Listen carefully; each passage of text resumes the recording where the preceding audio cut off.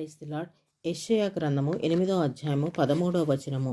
సైన్యములకు అధిపతియగు యెహోవాయే పరిశుద్ధుడని అనుకుంటి మీరు భయపడవలసిన వాడు ఆయనే. ఆయన కోసరమే దిగులు పడవలను, అప్పుడు ఆయన మీకు పరిశుద్ధ స్థలముగా నుండెను. దేవుడు మనము భయపడినప్పుడు ఆయన మనకి పరిశుద్ధ స్థలముగా ఉంటారు. యోబు గ్రంథము 13వ అధ్యాయం 3వ వచనము.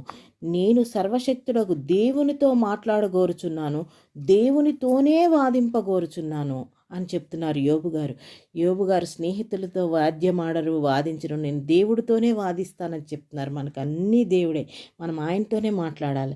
13వ వచనంలో నేను మాట్లాడేదను, నా జోలికి రాక మౌనులయుండి, నా మీదకు వచ్చినది ఏదో అది వచ్చునుగాక అని నిక్కచ్చిగా నేను దేవుడితో మాట్లాడతానని చెప్తున్నారు. 15వ వచనంలో ఇదిగో ఆయన నన్ను చంపినను నేను ఆయన కొరకు కనిపెట్టుచున్నాను అని నిక్కచ్చిగా మాట్లాడుతున్నారు.